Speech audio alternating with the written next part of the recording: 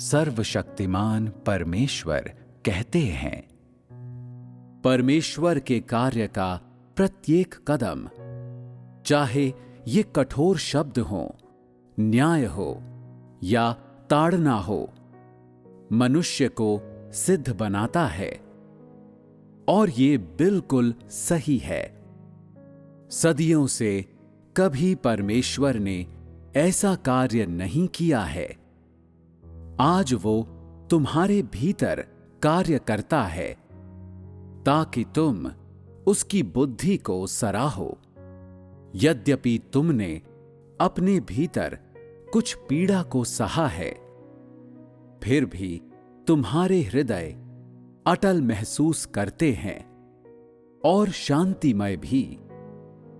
ये तुम्हारे लिए आशीष है कि तुम परमेश्वर के कार्य के इस चरण का आनंद ले सकते हो, इस बात की परवाह किए बिना कि तुम भविष्य में क्या प्राप्त कर सकते हो।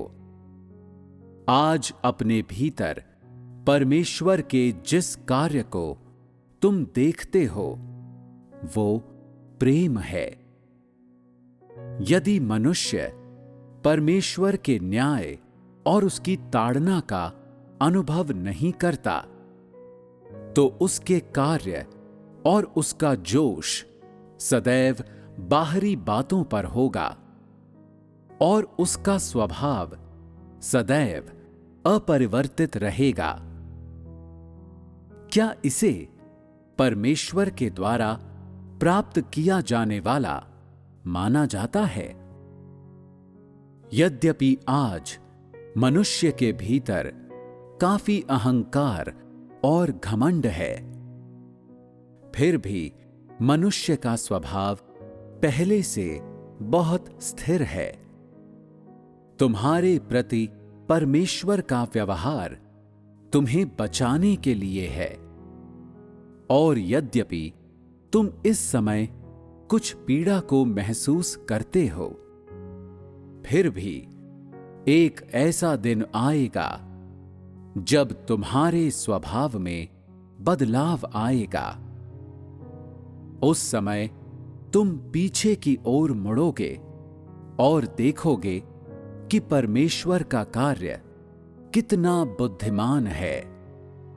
और ये तब होगा जब सचमुच तुम परमेश्वर की इच्छा को समझने के योग्य होगे। आमीन। आमीन। आमीन। परमेश्वर के वचन कितने महान हैं। परमेश्वर का धन्यवाद। मुझे लगता था सिर्फ अपने कर्तव्य में कीमत चुकाने की इच्छा से ही मुझे परमेश्वर की स्वीकृति मिल जाएगी। मैंने उसके वचनों के न्याय और ताड़ना को स्वीकार करने या अपने स्वभाव को बदलने पर ध्यान नहीं दिया। मैं बस अहंकारी और तानाशाह बनकर अपना कर्तव्य निभाती रही। मैंने भाई बहनों को बेबस कर दिया और कलीसिया के काम को भी नुकसान पहुंचाया। फिर मैं समझी कि परमेश्वर के न्याय और ताड़ना के बिना मेरा भ्रष्ट स्वभाव बदल नहीं सकता और मैं परमेश्वर की संतुष्टि के लिए काम न कर पाई। सही कहा। मैंने अनुभव किया कि परमेश्वर का न्याय और ताड़ना हमारे लिए उद्धार है। आमीन। आमीन। 2016 में मुझे सेट डिजाइनर का काम सौंपा गया। मैं ये सोचकर बहुत खुश थी। मैंने इंटीरियर डिजाइन की पढ़ाई की है और इसमें मुझे 4 साल का तजुर्बा है।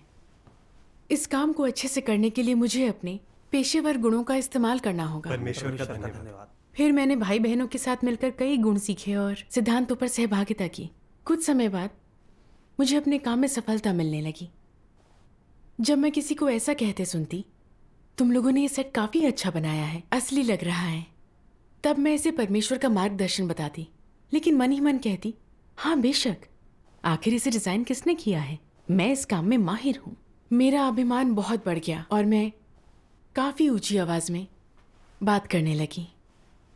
जब भी कोई अपने काम में कुछ गलती करता तो मैं उसे नीचा दिखाती थी, उनके साथ काम की चर्चा बंद कर दी थी। मैंने सोचा, मैंने डिजाइन की पढ़ाई की है, मुझे उनकी जरूरत नहीं। इससे समय की बर्बादी होती है क्योंकि वो मेरी योजनाओं के साथ ही चलेंगे। मैं खुद ही दिमाग में एक नक्शा बनाकर डायरेक्टर से चर्चा करने चली जाती। अगुआ बनने के बाद मैं भाई बहनों को और भी नजरअंदाज करने लगी। एक बार जब हम रेस्टोरेंट का दृश्य तैयार कर रहे थे, हमारी टीम के भाई झांग ने कहा, सामने का दरवाजा काफी छोटा है, ये अच्छा नहीं दिख रहा। मैंने उसकी बात नहीं सुनी और सोचा, मैंने बहुत से रेस्टोरेंट सेट डिजाइन किए हैं, मुझे दरवाजे की ऊंचाई के बारे में पता नहीं होगा। तुमने तो ना ज्यादा सेट बनाए हैं, ना डिजाइन की पढ़ाई की है, बिना किसी अनुभव के तुम मुझे ही सिखाना चाहते हो। मैंने तुरंत उसके सुझाव को नकार दिया और सब कुछ अपने हिसाब से ही करवाया। जब कैमरामैन ने देखा तो बोला, दरवाजा छोटा है और दृश्य ठीक नहीं लगेगा, वो इस तरह से शूट नहीं कर पाएगा। हमारे पास नया दरवाजा बनाने के अलावा और कोई विकल्प नहीं बचा। फिर हमें एक नई अलमारी बनाने की जरूरत पड़ी, तो मैंने भाई चैन को मेरी ड्राइंग के अनुसार अलमारी बनाने को कहा। भाई चैन ने कहा, बीच का हिस्सा काफी चौड़ा है, ये अच्छा नहीं लग रहा, इसे थोड़ा पतला बना लें तो। मैंने सोचा, मैंने ऑनलाइन हर तरह की चीजें देखी हैं और इसका नाप बिल्कुल सही है, जैसा मैं कहती हूँ वैसा करो। अपनी बात पर अड़े रहकर मैंने कहा, तुम कैसी बात कर रही हो, मेरी ड्राइंग के हिसाब से ही बनाओ। आखिर में सभी ने कहा कि बीच का हिस्सा काफी चौड़ा है और अच्छा नहीं लग रहा है। भाई चैन को सुधार करने के लिए और समय देना पड़ा, जिससे फिल्माने की प्रगति रुक गई। फिर भी मैंने खुद पर विचार करने या खुद को जानने की कोशिश नहीं की और इसे नजरअंदाज कर दिया। मैंने सोचा, कभी कभी गलतियां किससे नहीं होती, इसे ठीक करने के लिए थोड़ा समय और कुछ चीजें चाहिए बस। एक बार एक सभा के बाद भाई झांग ने मेरे बारे में ये कहा, मैंने दूसरों के साथ काम करते वक्त आपका अड़ियल रवैया देखा है। आप हमारे सुझावों पर ध्यान ही नहीं देती हैं और कुछ अच्छे सुझावों को भी पूरी तरह नकार देती हैं। अपनी सरपरस्ती से दूसरों को दबाती हैं और हमेशा अपने तरीके से काम करने को कहती हैं। ये सब एक अहंकारी स्वभाव दिखाता है। बिल्कुल। मैंने ज़बानी तौर पर तो इसे स्वीकार कर लिया, लेकिन सोचने लगी, हाँ मैं अहंकारी हूं, लेकिन ये कोई बड़ी बात नहीं है। कुछ दिनों के बाद मेरे अहंकारी स्वभाव के लिए भाई लियो ने कहा कि मैं दूसरों की बात नहीं सुनती। ये सुनते ही मेरा पारा 7वें आसमान पर पहुंच गया। मैंने सोचा, तुम में से कोई मेरी बराबरी नहीं कर सकता, तुम्हारी हिम्मत कैसे हुई। मैं जितना इस बारे में सोचती उतना ही इसे अस्वीकार कर देती। मैं तो परमेश्वर की प्रार्थना में भी बहाने बनाने लगी थी। ऐसा करने से मेरी आत्मा और भी ज्यादा काली और निराश होने लगी। मैं सेट डिजाइन नहीं कर पा रही थी। फिर भी मैंने खुद पर विचार नहीं किया। एक दिन एक मेटल की कुर्सी के किनारे से मेरा पैर टकरा गया, जिससे मुझे काफी गहरी चोट लगी। मुझे 7 टांके लगे। मैं जानती थी ये कोई दुर्घटना नहीं, इसके पीछे परमेश्वर की कोई इच्छा है। हाँ। आखिरकार मैंने अपने दिल को शांत कर खुद पर विचार किया। जब भी भाई बहनों के पास कोई सुझाव या मददगार बातें होती तो मैं उनसे असहमत होकर उनका विरोध करती। मेरा रवैया सहयोगी या विनम्र नहीं था, मैं बहुत कठोर थी। मैंने परमेश्वर से कहा कि अपने भ्रष्ट स्वभाव को पहचानने में वो मेरा मार्गदर्शन करें। मैंने अपनी सुबह की भक्ति में परमेश्वर के ये वचन पढ़े, यदि तुम दूसरों को अपने से कम मानते हो तो तुम आत्मतुष्ट और दंभी हो और किसी के भी काम के नहीं हो। स्वयं को ऐसी अंतर्जात प्रतिभा मत समझो जो लगभग स्वर्ग तक पहुंच सकती है। तुम ज्यादा होशियार होने से बहुत दूर हो।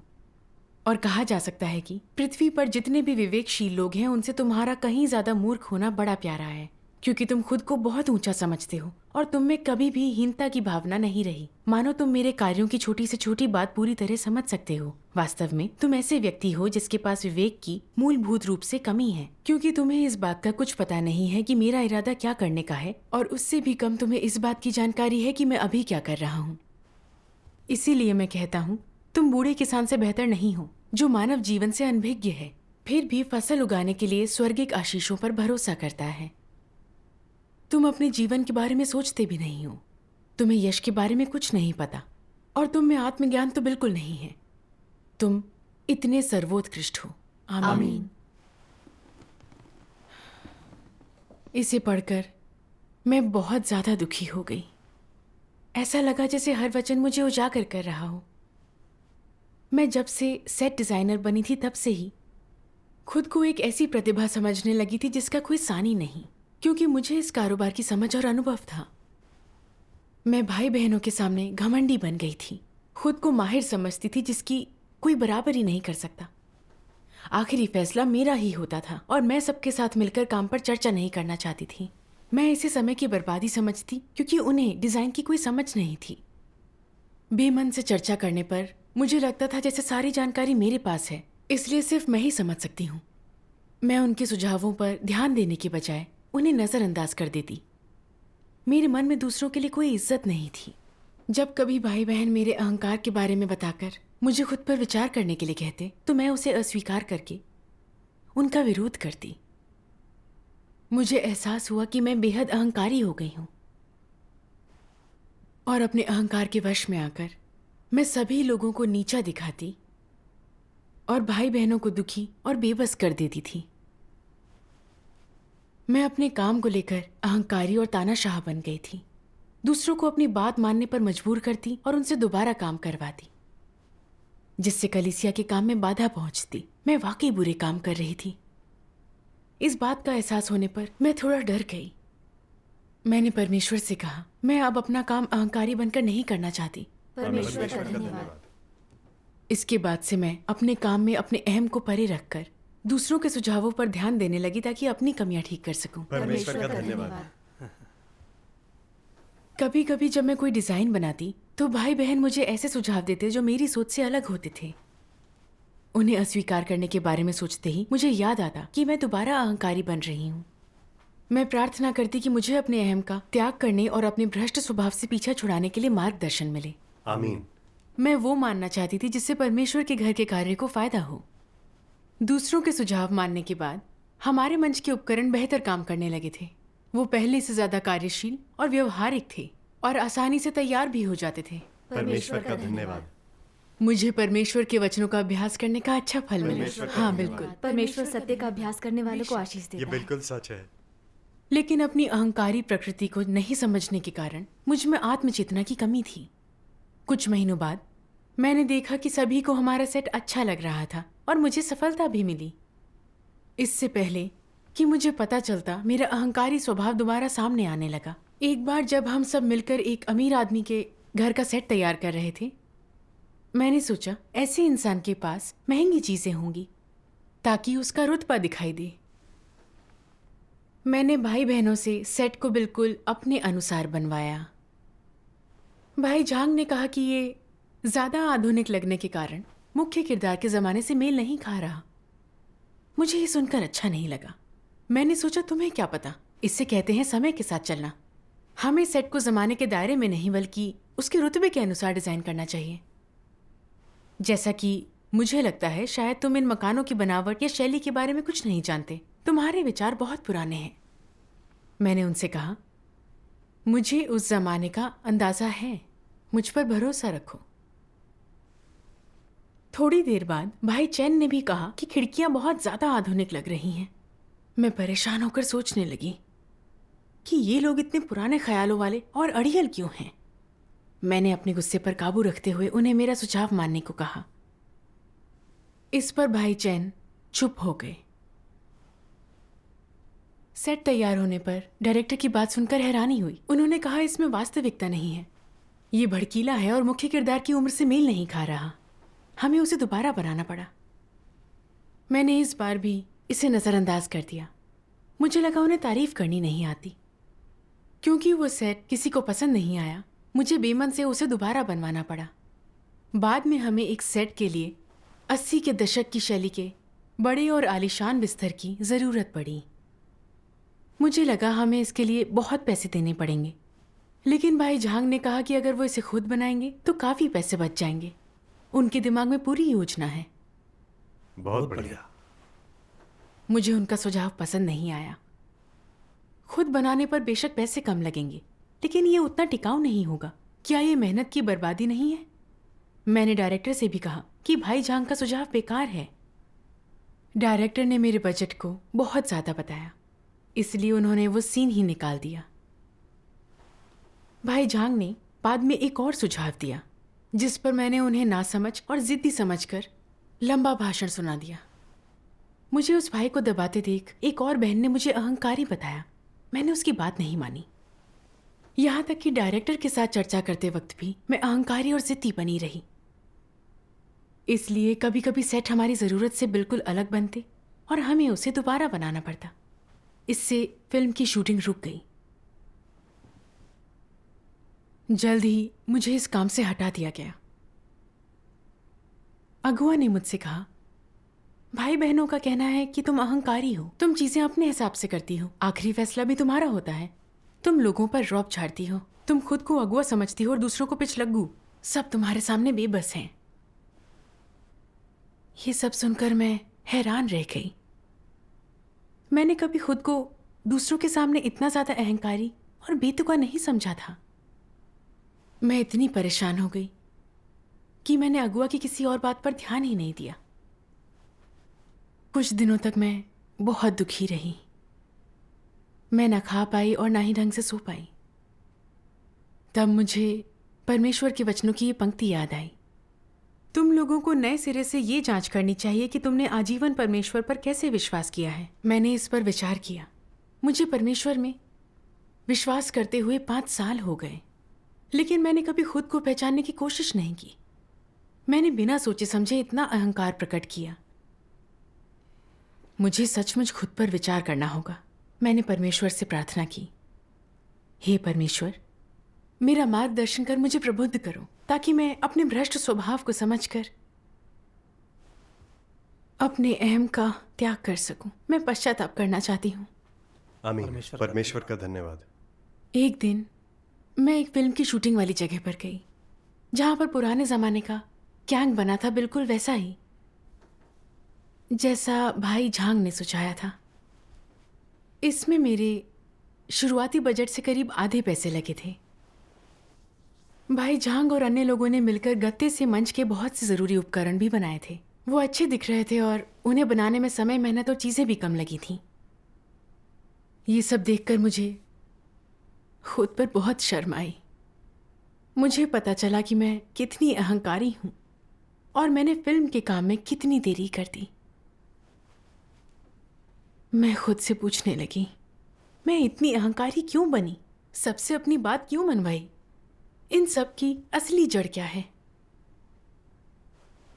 अगली सुबह मैंने परमेश्वर के ये वचन पढ़े, अगर तुम्हारे भीतर वाकई सत्य है तो तुम स्वाभाविक रूप से सही मार्ग पर होगे।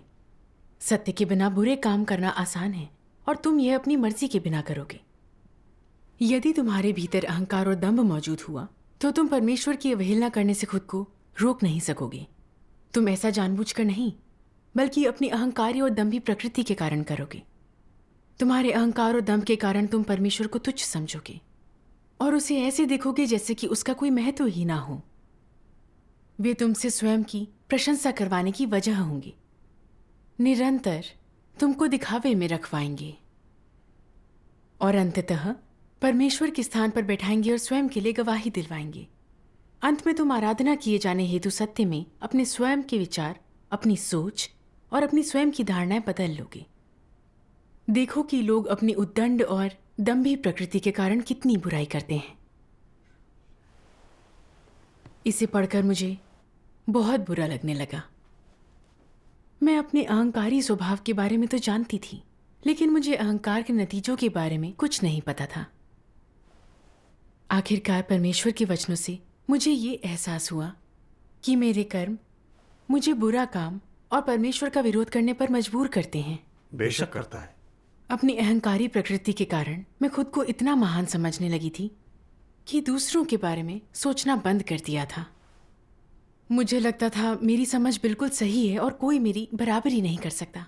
सबको मेरे मुताबिक ही काम करना होगा। अगर मैंने कहा बाएं जाओ तो कोई दाएं नहीं जा सकता। किसी को मुझे सुझाव देने का हक नहीं है। जो भी मेरी बात नहीं सुनता मैं उसे डांट देती। मैं एकदम जिद्दी और तानाशाह बन गई थी। मैं सब पर हावी होकर मसीह विरोधी मार्ग पर चलने लगी थी। परमेश्वर के इन वचनों ने, अहंकार और दंभ के कारण तुम परमेश्वर को तुच्छ समझोगे, मानो उसका कोई महत्व ही ना हो। मुझे ये सोचने पर मजबूर कर दिया कि मेरे काम में कितना दिखावा था। मैंने कभी परमेश्वर की इच्छा या सत्य के सिद्धांतों की खोज नहीं की। जब भी कोई सुझाव देता तो मैं ना तो इसे परमेश्वर का सुझाव मानती और ना ही उसका मार्गदर्शन। मैं सिर्फ अपने ही विचारों को श्रेष्ठ मानती थी। मुझे एहसास हुआ मेरे दिल में परमेश्वर के लिए कोई श्रद्धा नहीं है। मैं अपने अहंकार में दूसरों का अपमान करती थी और मेरे दिल में परमेश्वर के लिए कोई जगह नहीं थी। मुझे सत्य और पवित्र आत्मा के कार्य के प्रति समर्पित होना चाहिए। भाई बहनों के सुझाव मुझे पसंद आए या ना आए, मुमकिन है वो पवित्र आत्मा से आए हों। सही कहा। सही कहा। सुझाव मानकर परमेश्वर का भय मानने वाले समर्पित दिल से उसके बारे में जानना चाहिए। अगर ये सत्य के अनुरूप है और इससे परमेश्वर के घर को फायदा होता है तो मुझे इसका पालन करना चाहिए। अगर मैं पवित्र आत्मा की प्रबुद्धता और मार्गदर्शन से आई किसी बात को नकार दूं, तो ये आत्मा के कार्य को रोकना और परमेश्वर का विरोध करना हुआ। इससे परमेश्वर के स्वभाव का अपमान होता है। बिल्कुल। बिल्कुल। मैंने अहंकारी और तानाशाह बनकर अपना कर्तव्य निभाया और बेहतरीन सुझावों को नकार कर अपने भाई बहनों को दबाया। इससे कलीसिया के काम में रुकावट आई। मेरी बर्खास्तगी मुझ पर परमेश्वर के धार्मिक स्वभाव का प्रकटन थी। मैंने भाई बहनों को सच में बहुत चोट पहुंचाई, कलीसिया के काम का नुकसान किया। ये सोचकर मैंने खुद को दोषी महसूस किया। मुझे पछतावा होने लगा। मुझे अपनी भ्रष्टता से नफरत हो गई, लेकिन मैं परमेश्वर की बहुत आभारी भी थी। अगर मुझे ताड़ना ना दी गई होती तो अपने अहंकार और जिद के कारण मैंने खुद को कभी ना जाना होता। मैं परमेश्वर का विरोध करती रहती। हाँ। फिर मैंने परमेश्वर के वचनों का एक और अंश पढ़ा। प्रतिभाशाली और गुणवान लोगों के विचार, कार्य और मानसिकता अधिकांश समय सत्य के विपरीत होते हैं, किंतु उन्हें स्वयं इसका पता नहीं होता। वे फिर भी सोचते हैं, देखो मैं कितना होशियार हूं, मैंने इतनी चतुराई भरे विकल्प चुने हैं, इतने बुद्धिमत्तापूर्ण निर्णय। तुम लोगों में से कोई भी मेरी बराबरी नहीं कर सकता। वे सदैव आत्ममुग्धता और आत्म प्रशंसा की मनः स्थिति में रहते हैं। उनके लिए अपने हृदय को शांत कर पाना और यह सोच पाना कठिन होता है कि परमेश्वर उनसे क्या चाहता है, सत्य क्या है और सत्य के सिद्धांत क्या हैं। उनके लिए सत्य में और परमेश्वर के वचनों में प्रवेश कर पाना कठिन होता है और सत्य को अभ्यास में लाने के सिद्धांतों को खोजना या समझना और सत्य की वास्तविकता में प्रवेश कर पाना मुश्किल होता है। आमीन। मुझे एहसास हुआ कि अगर हम अपने जीवन में अपने गुणों और खूबियों के भरोसे रहे तो अधिक अहंकारी और आत्मतुष्ट बन जाएंगे। सत्य के सिद्धांतों की खोज किए बिना ही उन बातों को सत्य समझ बैठेंगे। सही कहा। मुझे लगता था मेरे अंदर कुछ खास गुण हैं, इसलिए वो मेरे बगैर सेट डिजाइन नहीं कर पाएंगे। पर उनमें से कुछ ने बिना अनुभव के ही अपना काम अच्छे से किया था, सेट का सामान भी बेहतर बनाया था। मुझे लगता था मेरे अंदर गहरी समझ, गुण और अच्छे विचार हैं, लेकिन मैंने सब गड़बड़ कर दी। मेरी बनाई चीजें बेकार थीं और उन्हें दोबारा बनाना पड़ता था, जिससे समय, मेहनत और पैसे की बर्बादी होती थी। बिना सत्य के सिद्धांतों की खोज किए सिर्फ अपने गुणों पर निर्भर रहकर मैं पवित्र आत्मा के कार्य से वंचित थी। सच कहा। जब इंसान का मन सही जगह पर होता है तो परमेश्वर उसका मार्गदर्शन करता है। परमेश्वर जो बुद्धि प्रदान करता है उसका अंदाजा कोई नहीं लगा सकता। सच कहा।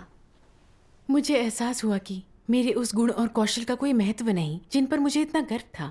उनसे फायदा उठाने की कोशिश अहंकार से भरी और बेतुकी थी। यह सोचकर मुझे बहुत ही ज्यादा शर्म आई। फिर मैंने परमेश्वर से ये प्रार्थना की, अब मैं अपने अहंकारी स्वभाव के वश में नहीं रहना चाहती। मैं दृढ़ता से सत्य का अनुसरण और अभ्यास करने के साथ अच्छे से अपना कर्तव्य निभाना चाहती हूँ। परमेश्वर का धन्यवाद। उसके बाद मुझे नए विश्वासियों के सिंचन का काम सौंपा गया। इस बार मैं काम करते समय सबके साथ अच्छे से पेश आई। जब भी कोई नया काम आता तो मैं परमेश्वर की इच्छा की खोज करते हुए दूसरों के सुझावों पर ध्यान देती। एक बार टीम के एक भाई ने मुझसे कहा, भाई बहनों को सिंचन और सहयोग देने का आपका तरीका थोड़ा कठोर है, ये इतना प्रभावी नहीं है। हर किसी की कमजोरी को अलग अलग बताकर उनका सिंचन करने पर ध्यान देना बेहतर होगा। सही कहा। मैं उसकी बात से सहमत नहीं थी। मुझे लगा मैं अपना पूरा अनुभव इस्तेमाल कर रही हूं, मैं गलत कैसे हो सकती हूं। मैं उसका अपमान करने ही वाली थी कि मुझे एहसास हुआ कि मेरा अहंकार मुझ पर हावी हो रहा है। मैंने मन ही मन परमेश्वर से प्रार्थना की, फिर उसके वचनों का ये अंश मुझे याद आया। जब दूसरे लोग अपनी असहमतियों को व्यक्त करते हैं, ऐसे में दुराग्रही होने से तुम कैसे बच सकते हो? सबसे पहले विनम्र बनो। जिसे तुम सही समझते हो उसे अलग रखो और सभी लोगों को संगति करने दो। जिसे तुम सही मानते हो उस पर अड़े मत रहो। यह आगे की ओर एक कदम है। यह सत्य की खोज करने, स्वयं को नकारने और परमेश्वर की इच्छा पूरी करने की प्रवृत्ति को दर्शाता है। इस प्रवृत्ति के साथ अपनी धारणा से चिपके ना रहते हुए तुम प्रार्थना करते रहो। चूंकि तुम सही और गलत का भेद नहीं जानते, इसलिए तुम परमेश्वर को अवसर देते हो कि वह तुम्हें उजागर करे और बताए कि करने लायक सबसे श्रेष्ठ और सबसे उचित कर्म क्या है। जब संगति में सब शामिल होते हैं, पवित्र आत्मा सबको प्रबुद्धता प्रदान करता है। आमीन। मैं पहले बहुत अहंकारी और जिद्दी हुआ करती थी। दूसरों को दबाती थी, जिससे परमेश्वर के घर के कार्य में रुकावट आती थी। मैं जानती थी लोगों को दबाना, परमेश्वर का विरोध करना चलेगा नहीं। मुझे सुझाव भी सुनने होंगे और परमेश्वर की इच्छा जाननी चाहिए। उसके मार्गदर्शन का यही एक तरीका है। सही कहा। इसलिए मैंने शांत मन से इस भाई की बात सुनी और जाना कि मेरे तरीकों में सुधार की जरूरत है। उसका सुझाया गया तरीका बेहतर और अनुकूल था। इसके अभ्यास से मुझे पता चला कि ये वाकई फायदेमंद है। परमेश्वर का धन्यवाद। इसके बाद मैं हर सुझाव का विरोध करने के बजाय उनके बारे में और पता करती और अभ्यास करने का बेहतर मार्ग खोजने के लिए उनसे कई बातों पर चर्चा भी करती। उसके बाद लोग कहने लगे कि इस तरह के सिंचन से उन्हें बहुत फायदा हुआ है। मुझे बहुत संतुष्टि मिली। मैं जानती थी ये परमेश्वर का मार्गदर्शन है। आमीन। मैंने उसका धन्यवाद करते हुए उसकी प्रशंसा की। परमेश्वर का धन्यवाद। मैंने परमेश्वर के उस आशीष का भी अनुभव किया जो सत्य के सिद्धांतों का अभ्यास करने से मिलता है। परमेश्वर का धन्यवाद। ऐसा अनुभव बहुत ही व्यवहारिक है। परमेश्वर की न्याय और ताड़ना का अनुभव किए बिना अहंकारी स्वभाव को बदला सही नहीं कहा, जा सकता। बिल्कुल सही।